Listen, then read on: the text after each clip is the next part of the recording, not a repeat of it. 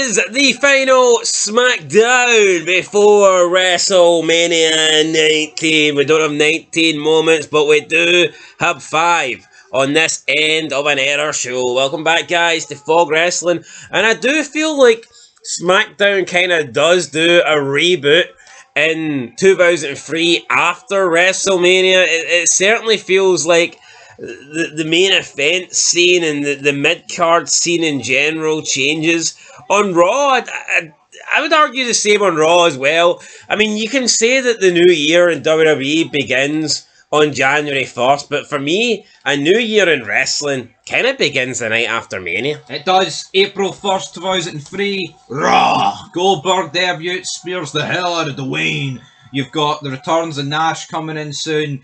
Then you look at the blue brand. You've got Kurt Angle working a very limited schedule. You've got John Cena breaking through. Got that match against Brock on SmackDown's big match at Backlash. There's a lot of future. There's a lot. But then you've got the a lot of big guys coming in. Yeah, that's the Luther Reigns, Nathan Jones, Matt Morgan. I actually don't mind the Blueprint. The Blueprint, Matt Morgan. But, I mean, I think if you look at Raw and I think SmackDown probably changes a bit more than Raw. But if you look at both Raw and SmackDown at the beginning of 2003, and then if you look at them both, let's say, halfway through 2003, I think even in that 6-month period, both shows look considerably different in terms of roster and who's placed where in the roster. Whereas, I mean, you kind of look at wrestling now and it's like, it's so stale and stagnant, isn't it? I mean, a year can pass in wrestling now, nothing really happens. Raw, I think it's different. But when you actually look at SmackDown, like 2003, it's just the year of Brock and Kurt switching between themselves with the belt. In terms of the main event scene. Well, I think we'll see Rhino get in there. I think we'll see Benoit get in there. He's already kind of been in there, but I think we'll see more people get in there. We'll also see Mr. America, brother.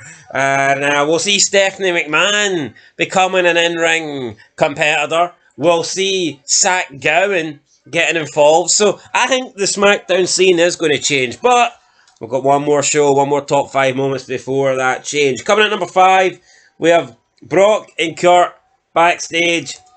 Kurt just telling Brock basically at WrestleMania, you're going to get it. At WrestleMania, you are going down. And I'm not going to be afraid to take you. I'm not a freaking kid, boy. I'm not going to be afraid to injure you. And calls him a kid, and Brock didn't take it too well. And he's like, well, this 295-pound kid, Kurt, is going to kill you. So yeah, I mean, probably, I think this was I like this because it just eliminated all the other shite. It eliminated Team Angle, it eliminated the Big Show and A-Train and Heyman and Steph. And I'm not saying all those people suck, but sometimes when it's the world title scene, you just need it to come down between the champion and the challenger. A and B, not A, B, C, D, E, F, G. I mean, you look at this feud so far, and I think there's a lot of different elements here in it. Anyway, I like this. Coming in number 4, we have the Vince and Shane training montage video. Kind of cool to see Vince with Shane McMahon training, and also Sparkplug back Bob Holly in there. Don't know why he was there, but we'll give him credit anyway. It's simply McMahon's facial expressions why this is on. He's the man. He's got the best facial expressions in the business. Him and William Regal. Not many come close. I think Austin's pretty in The Rock as well, but honestly, Vince McMahon, what a guy. 3rd place, we have the Hulk Hogan promo, brother. Hulk comes out, calls it McMahon. I'm a man of my word, McMahon. I'll put Hulkamania on the line. But come WrestleMania, McMahon-a-mania, whatever the hell McMahon-a-mania means, I'm going to make it bleed. I'm going to kill it. So yeah, Hulk Hogan calling it Mr. McMahon. I enjoyed it. Good wee promo for the Hulkster. Obviously upset after what happened last week, and rightfully so. Yeah, he got stabbed, blood pen, blood signature. No McMahon this week though, but I guess it didn't really need McMahon. No, he did bring Jimmy Hart to SmackDown with him and his son Nick, but I guess both of them just hid in the locker room the rest of the night because we never got to see them. Yeah, what was the point of that? It was a bit weird, but here I guess. I mean, I don't care about seeing Nick Wayne, right? But especially Nick Wayne. Nick Hogan? Jesus Christ, Nick some Wayne. Respect on Nick Hogan. Nick Payne. But Jimmy Hart? If you're going to wheel Jimmy Hart out, you may as well get him out there. Yeah, you may as well get him out there, but you know what? I mean, why not one last moment have Jimmy Hart come out with Hulk Hogan? The mouth of the sound. You know, like... We seen Mean Gene a few weeks ago. Can we not get Jimmy? But then again, I guess it's because Hulk Hogan's that big. It's like, if anyone else with him, you're kind of taken away for the... I agree, and Jimmy Hart doesn't need to be ringside for that match at Mania, does he? No, but could we not have got McMahon battering Jimmy Hart on SmackDown or something? We could have got that. He could have cracked the... He could have rammed the headphone up his arse. Yeah! Spraying shite. Shite at the side. Coming at number 2 with the end of the SmackDown, Cena charges backstage looking for a fight, gets his ass kicked by Brock, but then we got Kurt Angle. He's got some wood. He's got a 2x4, smashes it over the back of the beast, Brock Lesnar. And SmackDown ends for WrestleMania with Cena and Brock laying out backstage on the floor and Kurt Angle walking away. Bit of a weird ending. I didn't really expect the ending going into Mania just to be Brock and Cena laying out backstage, but that's what it is. It felt very open. It felt more like the penultimate episode rather than the actual last episode, because like I would have bet big money that we were going to get like Kurt Angle going to the ring or something after it, but we got nothing. But then I think you're just so used to like segments ending in the ring.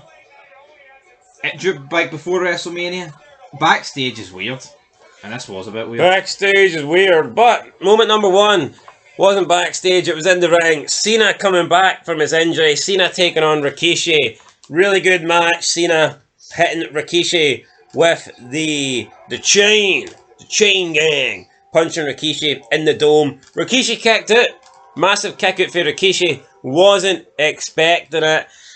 Cena took a lot of Rikishi's big ass offense, and that is a very, very big ass. But in the end, Cena lifts Rikishi up on his shoulders and gives a bit of an FU to Brock here by doing a variation of the F5. This looked like a Death Valley driver. We'll later knowing it as the FU. But yeah, Cena hitting the FU on Rikishi. Picks up the 1, 2, 3. Good ending to SmackDown. And Cena now legitimately feels like a top guy. Feels like he's been pushed towards the top of the card. And by God, does SmackDown need it? Because, I mean, you look at the people that are truly in the SmackDown main event scene. Other than Brock, Kurt, Taker, I mean, who do you have? Yeah, you've got Benoit who you can put in there, and you've got Big Show who you can put in there. But the main event scene on SmackDown certainly feels a lot less fucking special. It does, but if you said at this point in 2003 that Cena won't win the world title for 2 years, you'd be surprised. I think so. Don't know. Maybe not. No, I maybe think you would be, because when you look at the past at this point, it's like Kurt Angle won it really quickly. Really for a couple of months. Yeah, but Benoit doesn't win it till it takes. Benoit's different. Cena's like a young prodigy. Benoit's been there, done that already. A former champion. I mean, I think you've got to hold him to a different regard. No, it took Jericho about 2 years to win it. True, but I mean, Jericho won it. Angle and Jericho, they're winning it when there's only one belt. Takes Randy Orton 2 years to win it. Oh, no, but I'm talking about from this point. I mean, realistically, you can say, well, it's 3 years when Cena joined the company, if you want to go that. Yo, see once like Randy Orton was being pushed as a singles guy around, like, you know, SummerSlam 03 up to, like, SummerSlam 04 when he won it. I mean, that's only about a year. And to be honest, I think there's a real argument. You could argue that Randy Orton won it too soon. But anyway, it's good progression because you want to win the mid-card belt first. And they just don't do this shit. And that's exactly what Cena and Randy Orton both done. It's actually refreshing. Both had good runs. It's refreshing watching the old stuff and actually see someone being built up in front of your very eyes. Yeah, but they build it up without taking 10 years. Yes, aye. Well, that's a good thing. And you look at WWE, and that, I mean, not to rant in WWE, but it's like, why did LA Knight just do nothing on the main roster and lose multiple world title matches that then, like, 2.5 years later, win the US belt? Cena and Randy Orton win mid-card belts not long into their proper runs. And that's what should have happened with LA Knight. That's how you move forward. That's the trajectory. You know what I mean? Randy Orton and Cena didn't lose a bunch of world title matches and then just settle for, we'll settle for this mid-card belt. That would have felt lackluster. That would have felt like, here, I'm certainly not good enough to be a world champ, so I'll just settle for the mid-card belt. That's... See, when Cena and Orton have the mid-card belt, you feel like in the future they're going to be world champs. No, absolutely. Whereas nowadays, it's like people lose the world title match, then they just get demoted into the... They also run shit. But anyway, guys, that's it. WrestleMania 19 review coming soon. Looking forward to it. Will be the first, I believe, WrestleMania review on the channel. So, yeah, stay tuned. It's coming soon. Till then.